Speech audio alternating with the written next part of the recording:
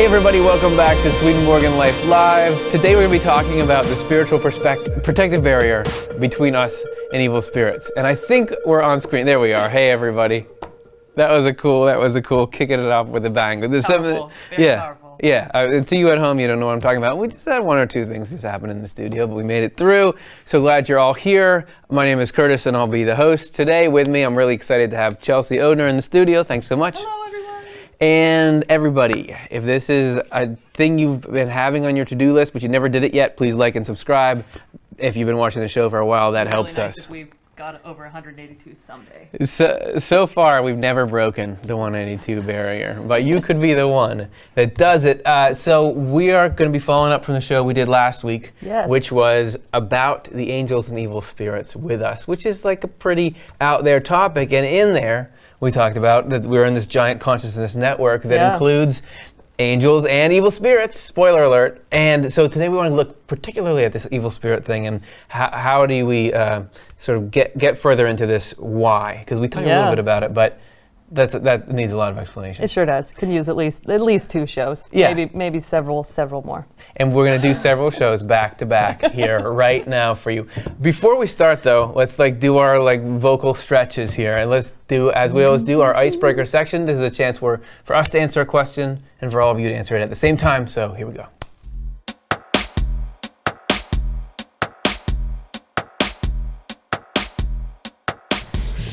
If you've never done it before and you're there in the live chat room, we want you all participating with us. So as we work our way through answering this question, we want to hear what you have to say about it too. And at the end, we'll consolidate all those and stick them up on some slides and hear your voice and your perspective, which we really do always enjoy ending the show in that way. Yes. So here's what we got to talk about today. When have you felt like you were networking with heaven or hell? That's at the core of our show, was that we literally are, but does this slip through into regular life? Have you ever felt like, I'm really plugged into one or both? Yeah, I definitely feel like I try to network with heaven. I've learned that if I network with heaven every day, things go better for me. And what I mean by networking with heaven is taking time to read the word, meditate, lift my thoughts, pull away a little bit from the outer, mind chatter that wants to pull me down or whatever. And so that takes a lot of conscious effort, and but it's worth it. And then as far as networking with hell goes, it's I don't go out of my way to network with hell, but I definitely feel like hell's interested in networking with me. How you doing? So I'm often, fielding calls and having interviews and things like that. But I mean, I feel like it's just that observation helps give clarity to where are the thoughts coming from in my mind and choosing from there. Almost like sort of the used car salesman. Hell is really trying to get me to buy this feeling or this thought. And part of me is well, that is kind of a good deal, And it's hard when it sounds like your own voice. Oh man. And I want to go back, there's a great point you made that it takes conscious effort to network with heaven and through things like, let's say, reading sacred text. And that to me speaks to the presence of both heaven and hell in my mind, because when I do get down to, there's always this pull in me, go look at some ego-based things online, or, get down and do your spiritual practice. Whenever I do the spiritual practice, I just right away, it's for a couple minutes, there's this internal protest of this is boring, this is not a screen, this is a book. But then the rewards just start coming in, and I'm in a better state of mind. And the fact that I know there's heaven and hell in my mind, because even though I get good results, the next time it's time to do that, there's still this lobby against it. No, don't do that. Go do something else, even though it's just not the result. So. I'm laughing because I was literally just listening to a podcast for the purpose of okay, I'm gonna put these concerns aside and listen to this thing, and just but I'll also browse Facebook at the same time. And it does not work. They didn't like my baby picture? Turned out, I haven't listened to a word for the last 10 minutes. You can't, I don't know, maybe that's one of the protections. You can't actually network with both at the same time. So if you really can get off, the one network, the other network's there for you. So what's everybody's experience with it? What makes you feel like you're in touch with heaven? What makes you feel like you're in touch with hell? And have you felt sort of a push from either one to participate? Any stories, anything like that? We'd love to hear from you. get your questions in throughout the show, or responses in, and we'll get to it in the end.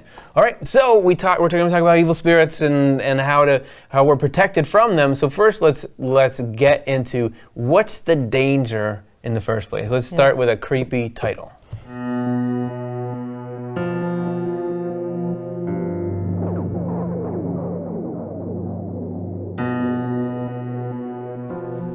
Told you. Yep. A couple of days late for Halloween, but I didn't know even though we had that music in our catalog. So last week we talked about a complex mental, spiritual network that we're in, and we actually had a diagram that we showed you a number of times. And that diagram, okay, cool. God is there as in the center, and then there's angels, but it does get a little bit weird. Like, why are there evil spirits in there? Why aren't they kind of in a little holding cell with an impermeable membrane around them? So I want to explore a little bit more about why they're there and what they're doing in it. And I think you have a Band-Aid. I have a Band-Aid. And this Band-Aid, I think, will give us some insight into this question. Well, that's handy. Yes, I just happened to find it right here. My kids, when they get hurt or something, they will often want a Band-Aid because it's like this symbol of comfort. The phantom Band-Aid. But what they might not understand is how important the Band-Aid is for actually keeping their cut clean, so once we've cleaned it or whatever, then the Band-Aid goes on to keep it from, germs and other things that are in the environment that could make it get infected or something like that. It needs that protection. Yeah, we've got a membrane. The skin is this amazing membrane that keeps that stuff out. Once it's been broken, because we know about the nature of that membrane, we know, okay, you've got to sort of create a patch that almost performs the same function, right? So we want to look at the spiritual equivalent a little bit more, and that has to do with, if you're looking at germs, their spiritual proxy would be these evil spirits that we were showing you before. What is the skin of our spirit that keeps them from causing too much trouble, and what would happen if it was broken? So this is where we get into the secrets of heaven. Swedenborg writes, if evil spirits could tell they were with us, so there's a little clue that they can't, and distinct from us, okay, two things in there, and if they could influence our bodily activity, three conditions, they would try to destroy us 1,000 ways. Because, no offense, they hate us with a deadly hatred. Since they have seen that I am a person, meaning Swedenborg, living in my body, they have kept up a continual attempt to destroy not just my body, but more especially my soul. After all, destroying a person or a spirit is life's highest pleasure for everyone in hell. It's just a lame thing to have be their highest pleasure. The Lord has constantly protected me, though. This shows how dangerous it is to be in live contact with spirits if you do not have the goodness that comes of faith. So there's a lot of stuff in there. What can we take away from that? Well, I think that ignorance that they don't know they're with us and we're relatively unaware of them, that in itself is a protection.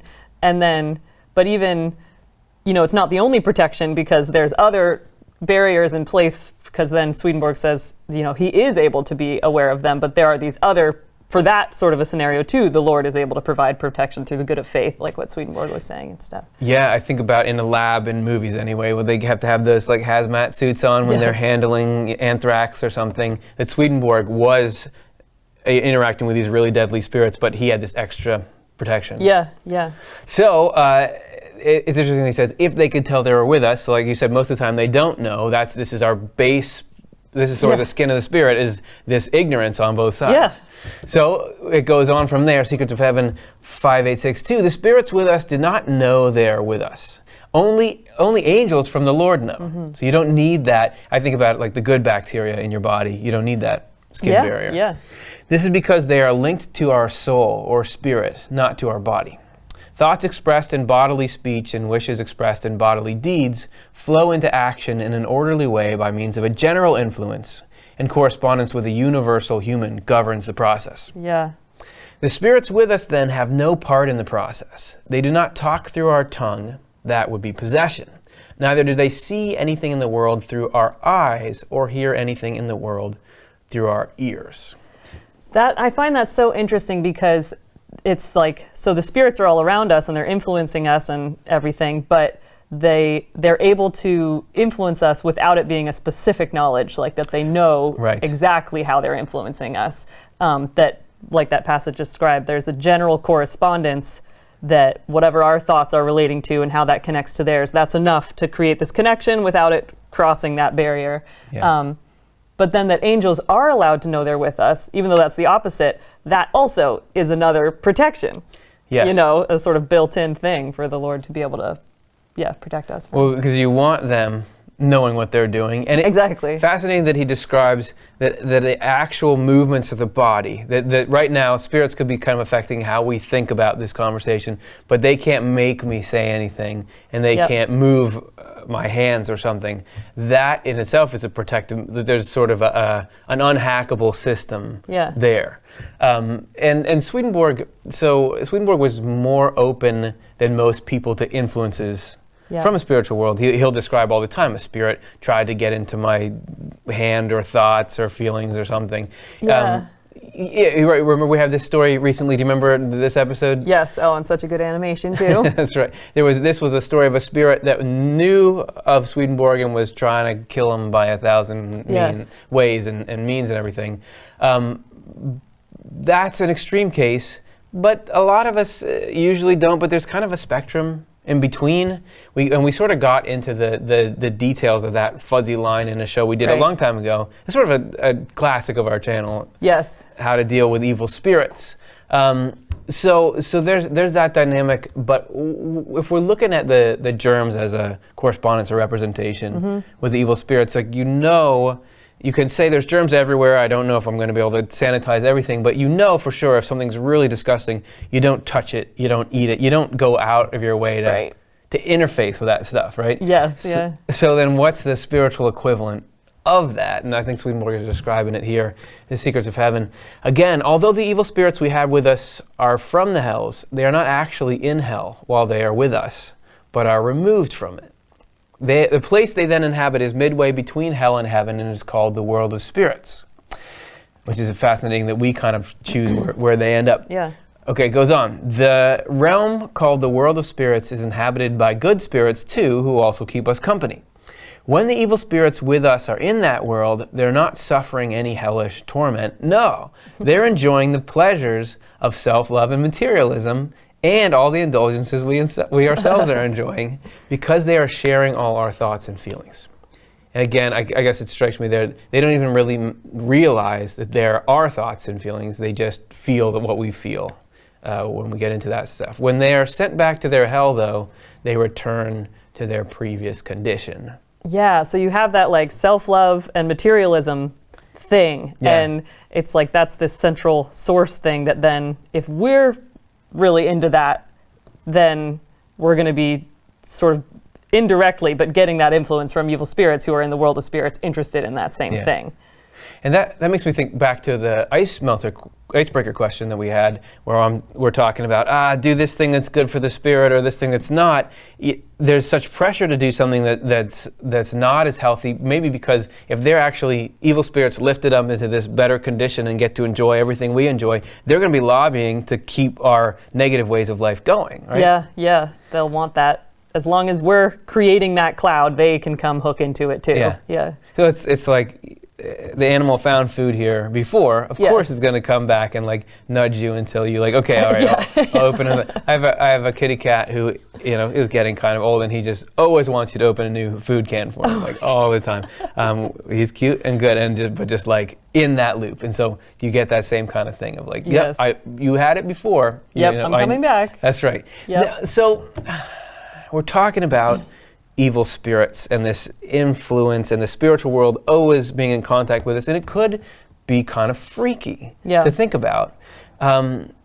So is the response to that to always be worried? I mean, does that reflect the danger, Right, exactly. I mean, with the Band-Aid thing, if we're, we know there's germs out there, but there are just ways to be able to handle the situation and not be over, we had that hilarious video of Matt going overboard with the hand sanitizer and the helmet and the gloves and the eating a vegetable smoothie. We don't have to be so over concerned to protect ourselves so we can't function in the world anymore. So like the Lord actually creates this balance with these protections in place so that it all ultimately serves a purpose. And there's even the condition germophobia. I don't know if that's a medical condition where there are people who are overcome by concern about microorganisms. The microorganisms are there, but obviously being that concerned about them doesn't help us. And you sort of need, especially for kids, you got to have some exposure to them to be healthy. So I would think, even though Swedenborg is introducing this, intense, maybe frightening vision of a hell and heaven that are always around us, we don't need to react to that by it does not represent the type of threat that would necessitate us constantly worrying about our interaction with it. And it is interesting too, because we talk about on this show sometimes about how it didn't always used to be this way. Even in the show, the last week's show, we talk about that that even this whole scenario is this adaptation, but so we might think I wish it wasn't that way, but we really are adapted to it, so that it's not going to go too far or, make it impossible to live and enjoy our life and serve the Lord and, get through this life in this world. Yeah, because in normal conditions, even if you have a cut and some germs get in there, it gets infected, you have T cells, you have white blood cells, you have neosporin. There's a lot of things we can do between you dying and you getting that cut. And I think that would go too for if we're looking sort of towards the guilt side of the road, that people will say, oh, I can't believe that I reacted in this way, or that I entertained this thought or this feeling. I must be. Hell is constantly in us, and that's fine. We can neutralize those. Just because you got some kind of fever doesn't mean you're beyond hope. Exactly. Yeah, that's really useful to think about. So we're looking at this evil spirits and the danger there, and that we have these layers of protection, but let's look a little further into the mechanism, how does this protection from evil spirits work? That's in the next part, whatever number it is.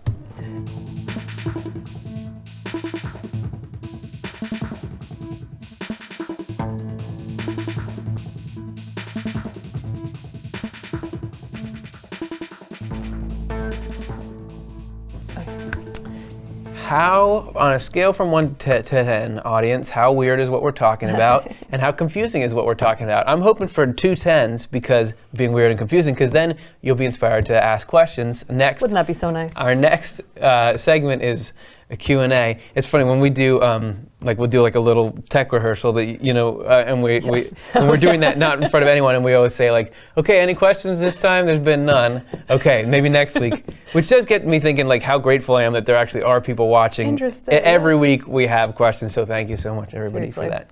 Okay, so how we talked about evil spirits don't know that we're even here, and that this is a key part of the spiritual situation, but how does it happen that they're not aware of a connection that's this intimate for them? This is Secrets of Heaven 5853. The spirits who come to us enter into the entire contents of our memory, including every bit of knowledge we possess. And this is getting into these key, bizarre Swedenborg ideas, but which uphold the whole, they're a load-bearing beam in his picture of reality. They make it all their own so thoroughly that they have no idea it's not theirs. As a result, they think whatever we think and intend whatever we intend. The reverse is also true. Here we go. Mm-hmm. Whatever they think, we think. And whatever they intend, we intend. Spirits and people act as one because of their common bond.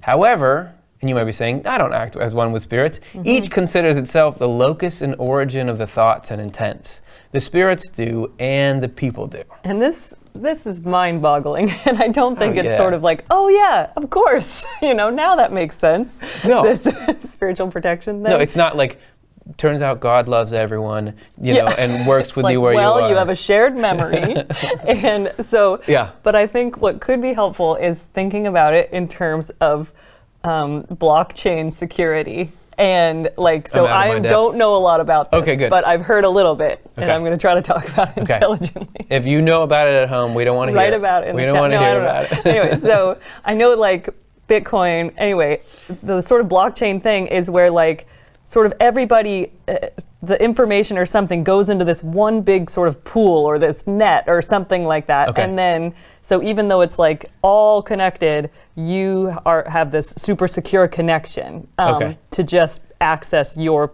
bit of it or something. Yeah. I'm probably not making any sense, but I do think somehow that is what's going on spiritually, is that there's a security, security in place so that we are having these shared thoughts and feelings with spirits, and yet from that like center thing, cloud or something, we each have our own identity. We dress it in however it works for our lives. So if it is self-love and materialism or something, when we connect to it, it has its own little code or whatever, so that it's us, it's the me, and then but somebody else might be connecting to the same big net of whatever, but for them it's their own personal thing. So it's just, I don't know if that's helpful, but yeah. It is helpful because you couldn't, so Swedenborg describes it saying, whatever they think, we think, but it couldn't be just one-to-one, because I'm thinking about blockchain right now and how it's an analogy for spiritual stuff. There's no way that I'm connected to some evil spirits who also have a Swedenborg evil YouTube show, and they couldn't be thinking the same thing. But I just got to thinking when you were saying that of Swedenborg's comments on correspondences in dreams, and that he would say that angels were having a conversation, and their conversation showed up as a dream to him, but it was the ideas in their conversation rendered through the concepts he knew. So when they talked about somebody who was avaricious or superficial, a particular individual that he knew came in, so that if I had heard the same angelic conversation when I was asleep, it would be a dream with Curtis type things in it, whereas his was Swedenborg type things.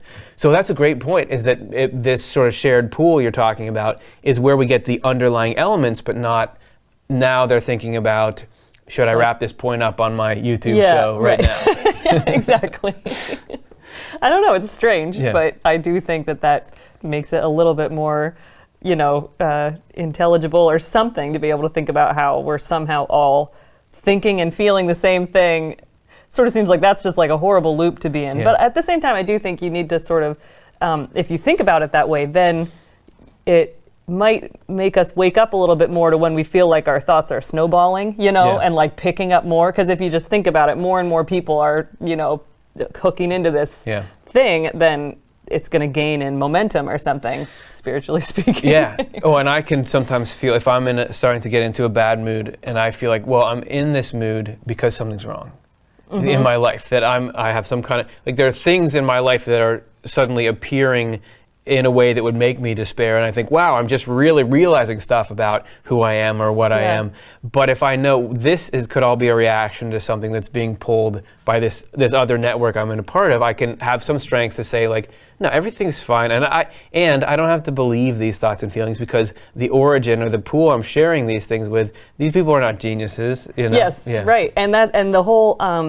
I was just reading about this practice that sounds fascinating to do sometime, but where, like, a group of people, you all write down what your fears are, and then you like put them all in a pool in the middle, and you pick out the pages, and you go around and just read people's fears, and through that process, you realize, like, I couldn't even, like, are my fears any different from your fears? Like, it's not your fear, my fear, it's just like there's fear, and we all have this capacity to get really hooked into it, and we decorate it in our own personal way, but like through that sort of a witnessing, you can see, like, it's not, it is outside of us, and so And I also love, and this is different but related, I love hearing other people's fears, because they're just not potent to me. Like, you're worried, like, you're not worried about the backup generator in my garage that I don't know how to get the spoiled gasoline out of, because it's just not on your radar. But that's a silly example, but just like you think about how much I've worried in my life about how things are going to turn out for me. Well, to Stuart, whatever. They'll turn out fine. They'll turn out fine. It'll be fine. So. We all know Stuart's going to be fine.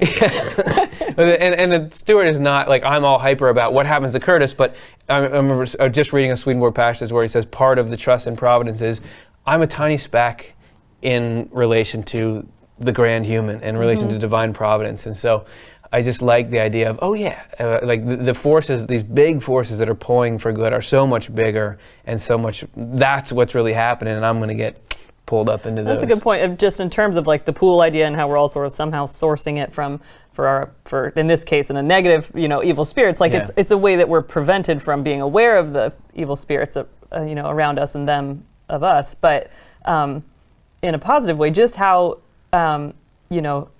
good and beneficial it is to have that witnessing. Like, hearing another person's fear helps you get because you can feel so okay about somebody else's fear, it helps you realize, okay, maybe I don't need to be so, insane about my own or whatever. And that sort of seems like the inverse of this. Like, our ability, the value of connecting together to then actually get collective freedom from stuff. And because we don't share that, this is a tangent, but I love this tangent. It's because we don't share the fear pool that particular person's fear is coming, their spiritual pool. So to us, it's like, well, I don't feel that. Yeah. Okay, let's read some more Swedenborg. This is from Secrets of Heaven. The spirits with us also adopt our false convictions, and the continuation on this sort of sharing of minds, whatever those may be, as has been borne out from me by much experience. They adopt our delusions, and not only on public and private issues, but also on spiritual questions of faith. So I shouldn't say this, but your spirits vote the same way that you do. Go out and vote. Plainly, then, when spirits are with people who subscribe to heresies, to fallacies and delusions regarding religious truth, and to outright falsities, the spirits buy into the same bad thinking and do not waver from it a hair's breadth. The purpose is to leave people in freedom and prevent a spirit's own ideas from causing them trouble. Yeah, so fascinating. So it's part of the package deal. You're going to have, okay, evil spirits, you're hooked up to this person, but so that you don't recognize them as a foreign body, you sort of assume, you think you're them, and this is so that you guys can at least have harmony in personality. Right, and yet that not knowing is what gives us freedom. Right. It's so interesting to think about. Well, and I'm thinking if this is so that again and again, and I was just remembering that the bizarreness of this, Swedenborg gets called out on that by spirits at times. Yeah. In his journal, he'll say, there were spirits coming to me who said, there's no way that all life can come from one source and be in this thought network and go from one to another, because think of how everyone has different thoughts and different conversations. Mm-hmm. Multiple times I've heard him trying to explain, and he usually ends up saying to the spirits, look, you don't know. At his time, no one really knew. You don't know how the liver works, and you don't even know the basics of the cells. And if you try to just guess that without all the requisite, really complex knowledge, of course you're going to say, oh, it couldn't really do that. So similarly here, he'd say, like, okay, it's complex, but this is how it is. And it makes me think, if it's there for a reason, if that's the point of him telling all this, you probably don't want to mess with that. If the ignorance is a protective system, you probably don't want to say, I'm going to get around that and try to do some kind of direct contact with evil spirits. I think about it like phone scams or internet scams. Mm-hmm. All the time I'll get calls from robocalls that are saying, hey, look, this is your last chance, or the IRS. Which is really heinous, because to me I'd say, that's funny, and delete it, but there are people who would be really vulnerable to that. And to think to work with people's worst fears like that, but the fact that they send it to me, who I already know that that's a scam, means they don't really know who I am or what I know. They're just guessing. Right. But if you think about like sophisticated phishing scams where they find out, you work at this company, I'm going to get to know you and the people you email with, and I'm going to send you a specific email that looks like it's from someone you know to try to get you to give me your password. That's that much more effective, and I sort of think that's sort of like the difference between these evil spirits just dragging our feelings down without knowing, but if they understand, you're there, then they can really come at you. And they call their friends too. I mean, I just think in terms of that real world example of like, somebody who one person might learn, I can really get this one person, some like elderly woman or something, to give me a lot of money to this to this thing or something, then to come back and keep getting that person, with scheme after scheme and scam after scam of like, and now you need to support me in this thing, and you're just like taking all this money. And we've had people in our audience say that they've had problematic experiences. I haven't really done, like ghost hunter kind of, or a Ouija board, but people have said in our comment section, like I was doing a Ouija board or EVP or something, and now I've got voices that don't stop or something. Right. Yeah. That you can kind of puncture. And I know in our How to Deal with Evil Spirits show, we talked to Jerry Marzinski, who is a licensed therapist who was talking with people in prisons, and they would often say that through use of drugs, particularly like methamphetamine, that would bring them into this psychotic state where they heard voices. So it seems like you can open something up like that. Yeah, and I've definitely heard stories just from people I know, but then also through comments on our channel of people who feel like I did that for a while and I'm now working my way out of it because it sort of opened up a kind of communication that did not, that they want to get a handle on. Right. Again. Yeah. And so does that mean like you can talk about spiritual stuff like we're doing here, but you never try to contact, even though Swedenborg contacted, it's all very confusing mess. So we made a show about it a little while ago called Is It Safe to Talk to Spirits, which is, just sort of I haven't tried that, but our armchair understanding of what does Swedenborg say about the do's and don'ts and everything. And what I really find though is what's so fascinating about what Swedenborg teaches is that like you don't need to have open communication where you're hearing things and seeing things or whatever to learn about how to deal with spirits and recognize their influence for what it is. And that's what I find so to realize that you are already in complete communication with the spiritual world and with these spirits, and you can learn about recognizing what it feels like, because Swedenborg, when he talks about it, he'll be saying, it's in this part of my body or, connected to this thing. And we, when we have certain things come up, to just pay attention to how does that make my body feel? Then you learn to sort of negotiate with it, or make other choices or something. So. And if we're thinking about it in terms of this germs metaphor, correspondences, prior to germ theory, people still knew how to treat illness. They knew, take these herbs, get this kind of rest, do whatever you did. That's one of the beauties of Swedenborg's depiction of reality. Even though there's all these layers, you're in touch with the things, just working with your life, how it is on this earth. You can be making important spiritual progress, protecting yourself, all this stuff, without having to break through. Yep.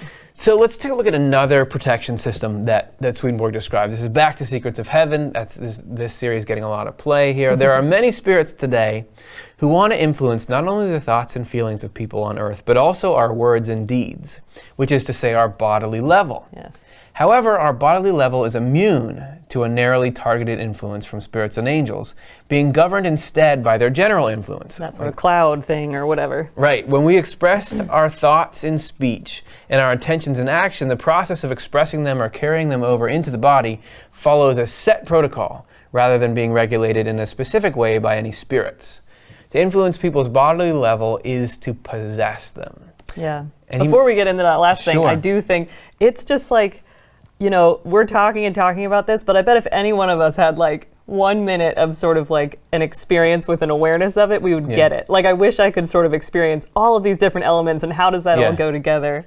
So anyway, it's interesting. Yeah. Well, and I sometimes wonder why aren't I having these kind of experiences? And I wonder is there something important about that some people are doing that and some of us are trying to figure this out from a day-to-day pragmatic, how do you navigate this world where you can hear other people's experiences and then live a regular life, and how do you connect? So, I totally get that if somebody was trying to explain to me over and over and over what an ecosystem was like, but I'd never walked out in nature, I would have an idea of it that would be wrong, but it'd be wrong in the right direction. So okay. So let's we were talking about the possession thing. And that was can people these days be possessed? Swedenborg said at one point thought he was being possessed. Remember we had this clip where that was Jonathan Rose shaking and he felt like he was, but it wasn't technically because the spirits weren't controlling him; they were just affecting him. Right. So I'm wondering, is that something we have to watch? Can people be, possessed to go out and do things? Yeah, and Swedenborg writes at least that no, not after the Lord came into the world. That there was a time before that when there was the way that the spiritual world was set up, that actual bodily possession was possible. But after the Lord's life in the world, then that, and with the Lord's glorification, then that was a sort of realignment of spiritual order that then made it so that kind of bodily possession wasn't possible. Okay, great. So that's not kind of in Western countries, tuberculosis or something. That Right. was a malady, but it's pretty much been eradicated. But that definitely we're feeling hell's effects on us. So what's going on there now? Yeah, and that's the interesting thing that Swedenborg does talk about, a sort of internal possession, and but he really frames it in terms of like just what we've been talking about, where when you're just getting more and more caught up in hellish things and evil loves and things like that, having that kind of tetheredness to hell can ultimately be experienced like an internal possession. And I mean, I kind of feel like if you've ever tried to stop, a certain habit, the enormous resistance that you come up against that just wants you to keep going in whatever that was. It's like, maybe that is, even when you're like, I want out of this, there's some part of you that's like, no thanks, we're not doing that. And so that almost is like this internal possession. Makes me think of Peter Rhodes, who we've had on the show, and how talking about that you have to have this new will gradually created, because that old will is really this thing that just wants to take you down. Absolutely. And it's just like, hey, don't I get a say in what I want to do and want? But you definitely come up against this resistance. So you have, Swedenborg does all the time talk about hell trying to attack us, but it's mostly these days integrated into this regeneration system. So you'll feel these times of despair and grief and fear, but it's actually in a very controlled environment that is allowing you to climb the spiritual ladder. It's very different than like, oh, evil spirits are taking over your life. Right, yeah, and I think that Swedenborg writes about how that's so important to, that the evils have to be allowed to come out and come to the surface so that they can be dealt with. And it makes me think of that story in the New Testament that I'm not going to be able to quote well, but like the guy... The guy said that thing one time. The 7 demons coming back after it's just, I just remember studying that and having it think of like, oh yeah, when you think like, oh no, I'm fine. It's like, oh, actually there's a lot that's like, growing inside of you in that way. But then, so through regeneration, the Lord allows just piece by piece, like little by little, those evil spirits are allowed to come out and then get dealt with in a way that ultimately leads to our freedom. Sort of like a measured drip that we can handle. It's like almost like an inoculation or something. You get a little bit of the problem, and then you'll learn how to fight it more and more. Hey, how's all that, everybody? Have all your questions already been answered? If not, we'd love to answer a couple of them in our Q&A section, which we're going to do right now. So if you're on YouTube, get in there, write something, and we'll do our best to talk through it.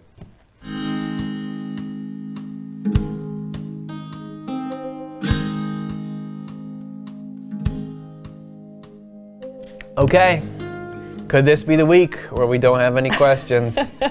I'm excited to see. It will be an experience all unto its own. Do we have any questions? I have questions. Okay, good. Kendall M. asks, if we are in a state of equilibrium, why do we tend towards the negative? Is evil stronger than good in us? Oh, I love that. It is great, because if you came here and told me, like, there's an equal amount of heaven and an equal amount of hell coming into you, I'd say no, there's not. I go days without hearing heaven. Yeah, well, and I once was complaining to a woman about how I didn't feel connected, or just felt out of touch with spiritual things that I might have felt, or at once I did feel in touch with. And she was like, well, do you take time to get in touch with it? Mm-hmm. And so this question for me makes me think of how like Swedenborg talks about our mind having these levels to it. And those levels, we spend most of our time, because we are alive in a body and we have to like feed ourselves every like 3 hours. 2 hours. 2 hours. We're mostly face downward, like, how am I feeling? Where are the aches and pains right now? But that outward bodily focus really puts this hyper awareness on the evil spirits, which are their influence to us is through the world. Through hell, but through that world of appearances, through the way they can create falsity that leads us to evil through the way things appear. Yeah. So, if we're like in this column and we're just facing down. We're not aware of all of this space that's above us. And that kind of opening those inner levels of our minds takes like that conscious effort and practice and,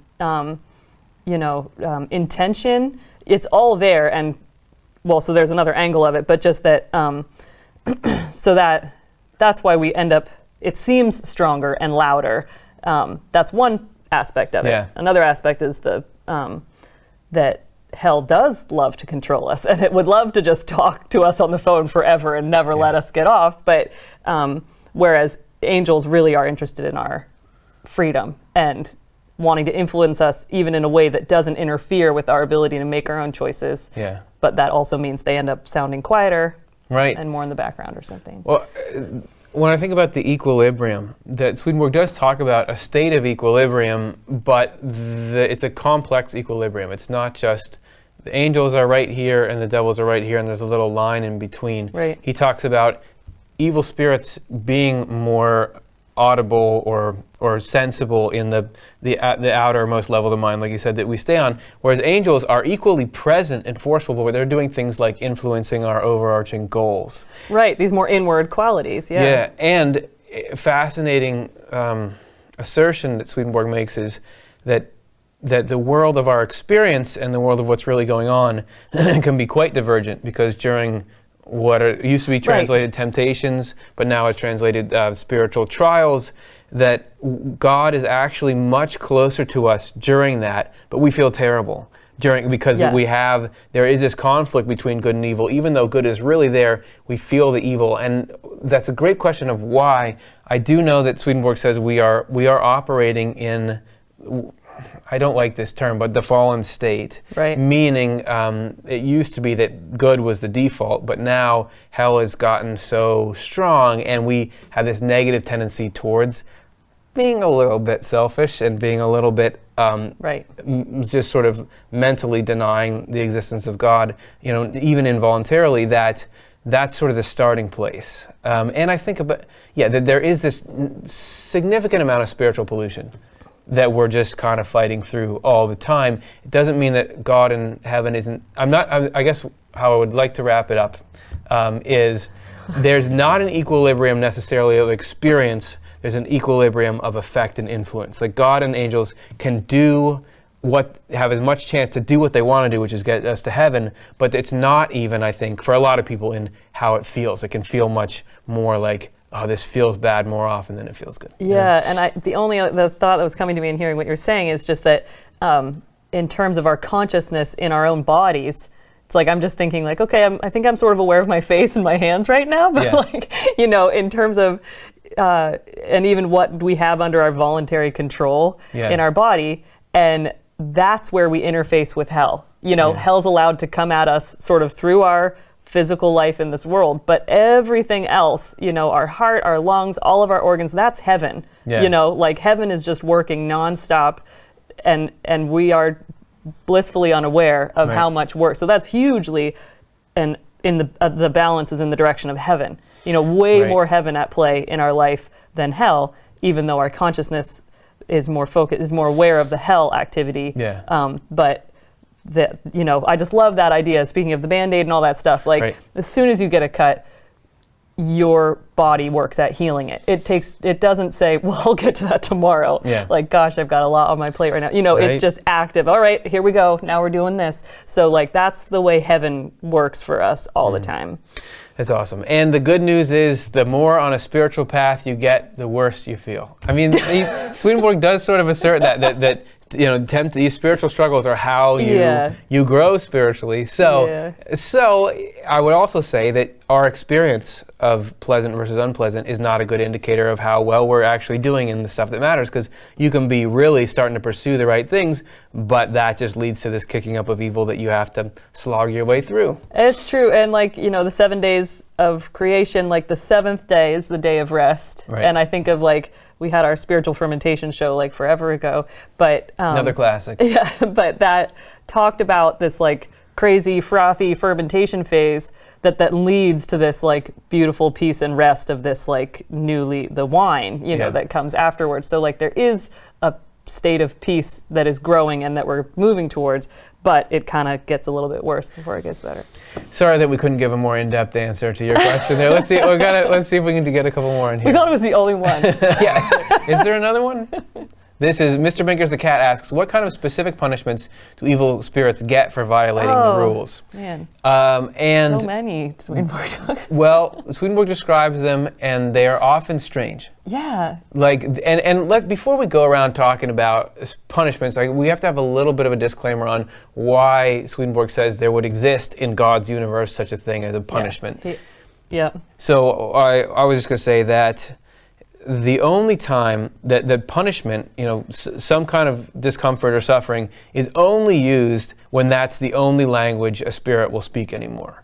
That if you are completely bent on harming people and you won't stop because it's not the right, it's mean, and you won't stop because you'll look bad. There's the only thing that'll make you stop is, wow, if I do that, I know I'll get punished, so I won't. Then punishments are allowed because that's the way God can slowly get even someone like that to say, okay, well, maybe I don't want to do those things, which is a little bit of a step up. Swedenborg talks about how evil comes with its own punishment. It punishes itself, and I think of that of like punishment is really in the eye of the beholder in a way. So like to punish the evil, the way the Lord controls hell is by basically just not letting people act out in their evil, and to be not allowed ends up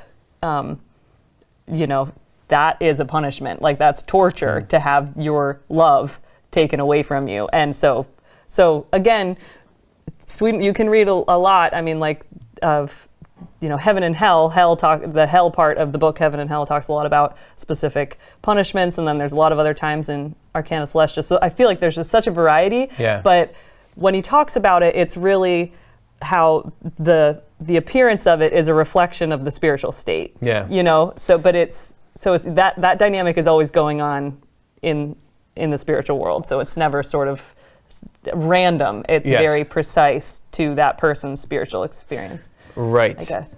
All that said, sometimes you get rolled up in a sheet. Yeah, shaking around a lot. I'm serious. Yes.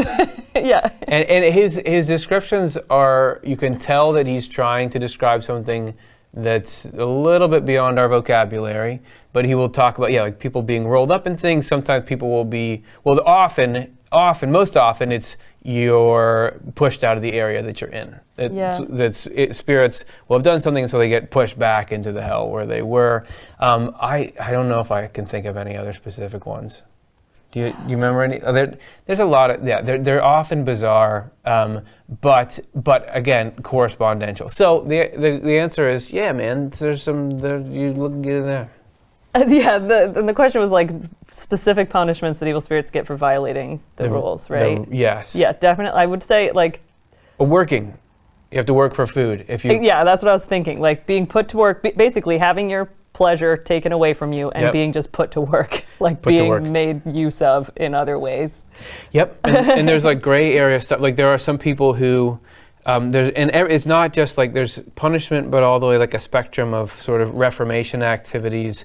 I think about, he describes people who had were full of themselves, and always, whenever they did anything good, they were just doing it for credit. And he talks about them chopping wood. Yeah. And that they have to chop wood, and he says, as long as something, it seems to them a little bit like they're hitting the Lord when they're doing it, there's something of the Lord in the wood, that means they still got to go. But once that disappears, they've kind of expunged that desire from themselves. Yeah. It's really interesting. There's so much more that could be said. But we can't say it right now because we're going to take one more question here before we move on. Matt Klein asks, does Swedenborg give any ways to strengthen the connection to angels and possibly lessen the connection to evil spirits? Or is it part of the learning experience to be subject to both? I want to say that I have a lot of favorite Swedenborg numbers, but I came across one recently like 2 nights ago in Journal of Spiritual Experiences. No, like 4 nights ago, because I remember in the rehearsal we were thinking about it. Which is that Swedenborg lays out for you, this is when evil spirits cannot bear to be around you. And it is when you have the truths of faith. So this would be the broadly things like divine providence, God through divine providence runs the universe. Loving other people is heaven. Loving self alone is hell. That all power is actually in good, and that nothing hell can offer you is worth abandoning heaven. If you're in those things and you won't admit any objections to them, that you won't listen to, like, well, this feeling is making me feel like being the greatest would be better, so maybe I'll give it my time. Swedenborg was in a state where he just absolutely wasn't interested in anything hell was throwing at him by this time in his life. He said, evil spirits hate being around that they don't even, because they say, this is a quote from him, they have nothing then by which they can lead him. Yeah. So if you're not giving them anything, because they have to worm their way in through creating doubt in these fundamental principles. If you are actively believing God is taking care of everything, but what about this might happen? What about this? What about this thing that's unfair? So it's a state that I every once in a while can get into for a few minutes, but if somehow I could make that stick, I could see that being a really good protection. Yeah, and Swedenborg does say that, like, when we go through temptations or phases, tough phases in our spiritual process, that in that way, the Lord, we don't know the use or the trajectory. Like Swedenborg talks about how, like, that prayer of, like, not my will, but your will be done is like, I want this temptation to be over. Like, I want these evil spirits to not be around me anymore, but I can acknowledge that the Lord's going to take care, like, acknowledge all of those truths. Like, it's really important to affirm those truths even when you don't feel it, even when it doesn't feel true and you really do feel like you're in the valley of the shadow of death, of just like you're surrounded. But the Lord is preparing a table for you in the presence of your enemies. And that is, that doesn't scoop you up out of the valley, but you can survive there because so the Lord will let a temptation like that, any presence of evil spirits kicking stuff up in you, ride out to get the most good out of it, to really be leading. So I have had that experience of, like, and it is making real progress. Like Swedenborg says, every time we go through these kinds of spiritual trials, goodness and truth is getting locked together in our spirits in a way that is just impossible to take apart. Like the evil spirits can't get at those parts in us that have created that bond. And so as we keep affirming truths taking these actions that is like affirming love in our life, and that builds on itself, and we really do get the evil spirits might still be there, but like you said, they don't quite get a hook in you, and they sound a little quieter, or you get you have enough strength of perspective from experience. So then it's no longer a threat. Like, you understand that they're there. Yes. And we're talking about evil spirits and when are they here, when they're not. We don't know exactly the ratio that this spiritual dynamic has to things like, people that have depression or anxiety. We don't, like, that it could be that the human beings find the cure to those sort of stuff. It could be that the level we're supposed to have with these angels and evil spirits is actually up here, and our struggles are up here, but a lot of us are down here right now. Right. So it could well be that a lot of things in life are really fixable. So I would say, keep up hope that it's probably that we're supposed to have this battle going on. It's probably not supposed to be as miserable as it is these days. Yeah, and I guess, like, ways to strengthen the connection to angels and possibly lessen the connection to evil spirits.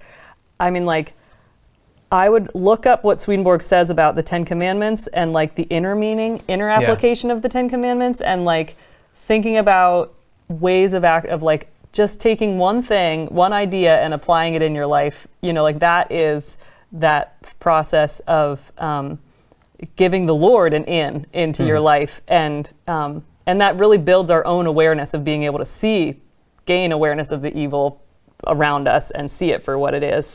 I'm just thinking about, like, false gods, like the first commandment, and like there was a time in my life where, like, it really took a lot of work for me to even think, like, well, what is it really useful for me to be spending my time thinking or behaving in this particular way, or am I sort of making that a false god for myself? And, like, just so there's lots of areas, and the Lord will guides all of us in, like, how do we apply that in our life. And but I think that is the process that will ultimately lessen our connection to evil spirits and build us up with angels. Awesome. Thank you, everybody, for your excellent questions. Let's take a moment now to go on a little road trip.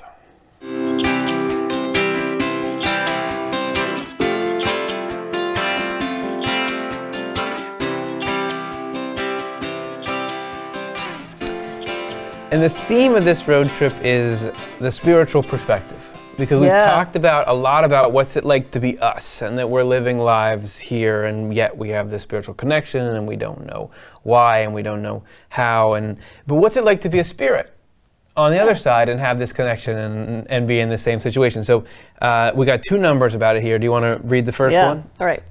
So this is from Spiritual Experiences 4683.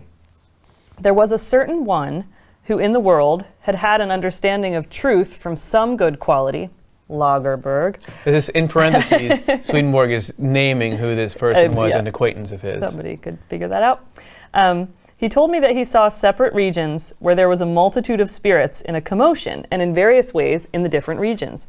And he became aware that in the middle there was a vague something, which he was told was the earthly person around whom they were. And subsequently, it was reported by the angels that there are such commotions around every person, because a person on earth is the lowest and last plane.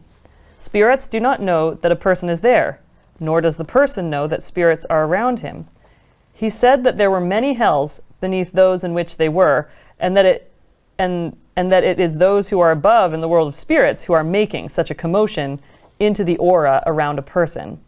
It appears thus, as an aura, by a spiral winding around to the center where that vague something, or rather that person, is.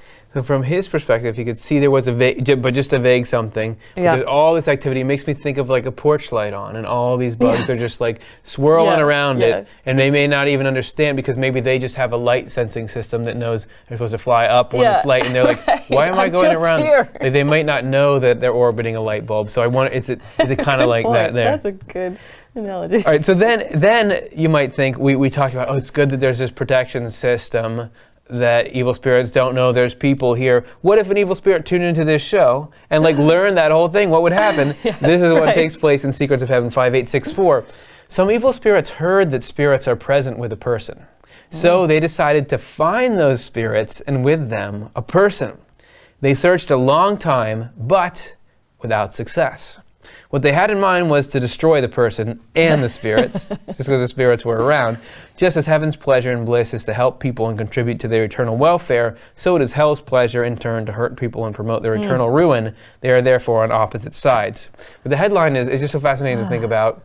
Evil spirits saying, oh, where is everybody? Like, they heard about it, but still the protection system is that strong that even when they are aware in that way, they don't have a homing beacon on anything. Yes, they can go searching and searching.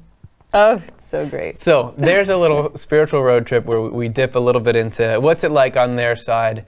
They're dealing with this strange arrangement too. Yes. All right. Well, let's take a moment now. We said at the beginning that we wanted to know your answers to our icebreaker question. So what did you answer? We're going to find out. Last chance to get one in, and although it's probably already in there. So let's take a look.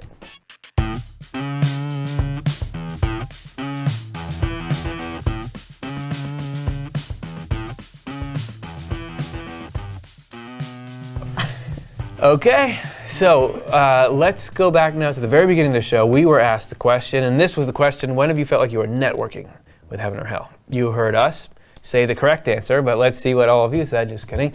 Let's hear what your answers were. This is, okay, so when something happens that I didn't expect would happen and it has a very positive result. So that would be the networking with heaven. Nice. When I was meditating on a bus when I was in college. Nice. So that stuck out enough that I feel networked with heaven when I am working on a project and seeing how everyone has a role, including new ideas coming from good spirits. Oh, that's awesome. That's cool. That's kind of like the form of heaven. What is it in people that makes someone sensitive to spirits and some find these ideas ridiculous? What did Swedenborg think? So there's a question they got in there as well. But that's actually one we should have. Well, the answer is, the people who think it's ridiculous, it's probably the format of this show that makes them think that. When I pray and when I sin. Okay, the two extremes there. Going through grief and cancer treatment definitely put me there. Yeah. When I have feelings of wishing other people harm. Yep. When I take time to list things I appreciate, I feel more like I am networking with heaven, but when I let negative thoughts take over, then hell. Yes. Whenever I watch Swedenborgian Life, but he didn't specify if that's heaven or hell. You want to take this one? Sure. I feel like I'm networking with hell when I pay attention to American politics. Burn, too soon. Vote. All right. Every time I get to help the residents I work with and put a smile on their faces, I'm aware that I'm just part of a heavenly team. It's a great feeling. That sounds great. Nice. I don't really feel heaven in the moment, much like divine providence. I can see it easier to see in retrospect. Hell, like you said, hell's in your face. Yeah. Yes, it is. I think I'm constantly networking with hell. Then I become aware and pray or laugh. When I let go and don't control is when I network with heaven. Nice, very cool. I feel in touch with heaven when I see others being useful and helpful to the less fortunate. It actually brings tears of joy within. And aren't those angels' tears at the same time? Yep. I just tell God that I trust his plans for me when everything is going badly. I just get these inner desires to do things that will help people. I follow it and then find similar kinds of people that had that same feeling. Nice. And finally. Yeah, whenever I give harmful impulses edges in my imagination, that lets heaven flow in.